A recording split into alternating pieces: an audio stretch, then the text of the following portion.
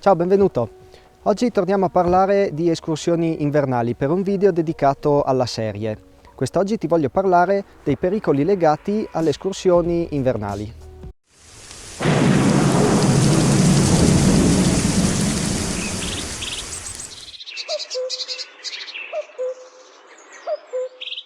Il primo pericolo a cui tutti pensano quando si parla di escursioni invernali è quello legato alle valanghe. È vero, possono essere molto pericolose, però non sono l'unico pericolo presente durante un'escursione invernale. Ce ne sono molti altri che vanno ad aggiungersi a quelli che sono sempre presenti in tutte le stagioni dell'anno. Sull'argomento troverai un articolo sul mio blog di cui ti lascio il link sotto. Se sei interessato ti consiglio di andare a leggerlo.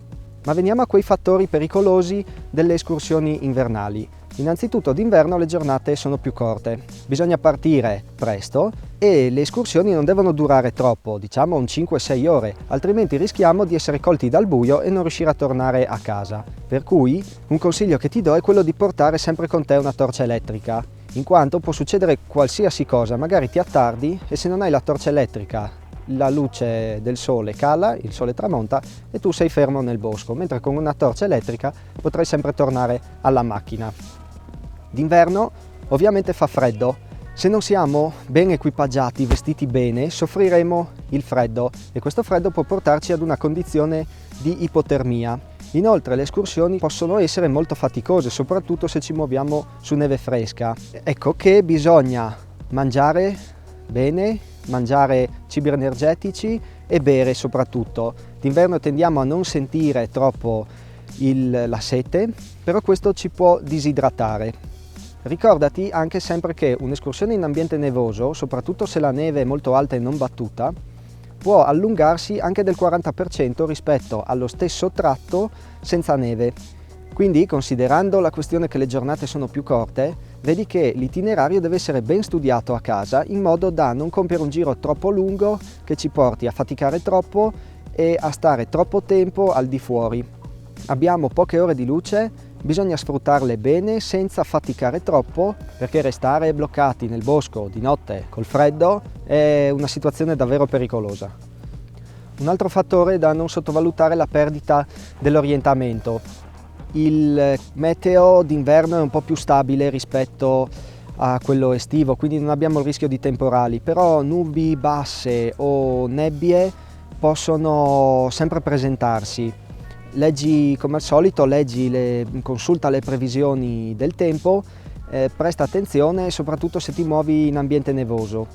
Camminare con la neve nella nebbia non è proprio piacevole, in quanto alla tua vista apparirà tutto bianco e se la nebbia è davvero fitta perderai qualsiasi punto di orientamento. Soprattutto oltre alla nebbia, anche quando nevica può capitare una cosa simile, magari ci sono nuvole basse, nevica, se nevica molto fitto la situazione potrebbe diventare pericolosa.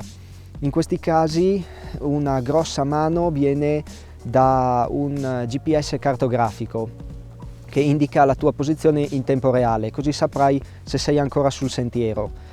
Un problema di orientamento lo si può avere anche nelle belle giornate. Finché nevica un 20-30 cm, la neve copre la traccia del sentiero, però i segnali sono ancora visibili.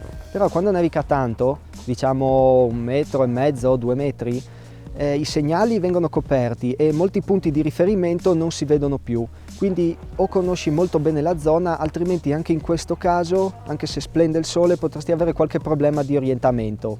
Anche in questo caso un GPS cartografico che ti mostra la tua posizione in tempo reale potrebbe essere una soluzione per non perdere il sentiero e andare a impelagarsi in delle situazioni rischiose. Veniamo al fattore più conosciuto, diciamo, le valanghe. D'inverno non si ha solo il pericolo delle valanghe, ma c'è anche il pericolo ghiaccio, soprattutto se abbiamo un inverno non molto nevoso, ma nel quale comunque fa freddo. Spesso non ci si rende conto, però d'inverno comunque fa freddo e l'acqua ghiaccia. La brina può ghiacciare e ricopre le rocce o comunque i prati, quindi bisogna prestare attenzione perché uno scivolone potrebbe causarci degli infortuni. Per quanto riguarda il pericolo valanghe, questo va valutato grazie ai bollettini. C'è una scala da 1 a 5 che definisce la pericolosità di muoversi su neve fresca e poi c'è un bollettino che il previsore redige, dove scrive tutte le condizioni della neve e come il grado potrebbe variare nel corso della giornata.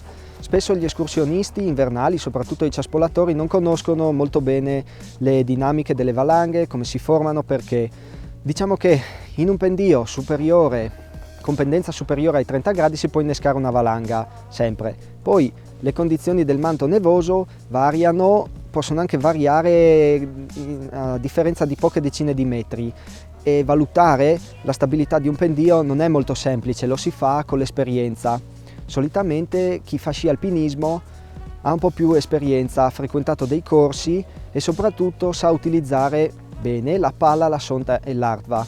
Questi sono tre strumenti fondamentali. La legge italiana non obbliga ad averceli mentre si va a fare un'escursione su neve fresca. Poi ci sono delle leggi regionali, ti lascio un link sotto in descrizione dove vengono riportate tutte queste cose. Avere con sé questi tre strumenti non vuol dire essere sicuri al 100%, bisogna saperli usare, ma non solo a livello teorico, bisogna utilizzarli almeno un paio di volte in un ambiente controllato. Ci sono dei corsi, CAI, le scuole di sci alpinismo, il soccorso alpino, propone dei corsi. Se sei solito frequentare la montagna, soprattutto in certe zone, ti consiglio di farne uno, perché ti spiegano bene tutti gli aspetti legati alla pericolosità delle valanghe. Ti lascio sotto in descrizione un link che porta a un documento che tratta in maniera esaustiva tutti gli aspetti delle valanghe. Bene, come hai visto ci sono diversi fattori da prendere in considerazione durante un'escursione invernale. Io li ho trattati in maniera abbastanza leggera. Ti consiglio di andare a informarti in maniera un po' più precisa su ciascuno di questi argomenti. È importante essere informati e preparati, perché andare in giro per montagne d'inverno, soprattutto quando c'è molta neve in ambienti praticamente fatati, è molto bello, però è pericoloso. Bisogna essere pronti, bisogna sapere a cosa si va incontro, solo così le gite non si trasformeranno mai in disgrazie. Come ti dicevo, ti lascerò sotto diversi link dove potrai andare ad informarti sui vari argomenti. Poi ti ricordo che questo video fa parte di una piccola serie legata all'escursionismo invernale. C'è uno sulle ciaspole, uno sull'abbigliamento. Te li lascio sotto, sempre in descrizione, e ti consiglio di andare a vederli.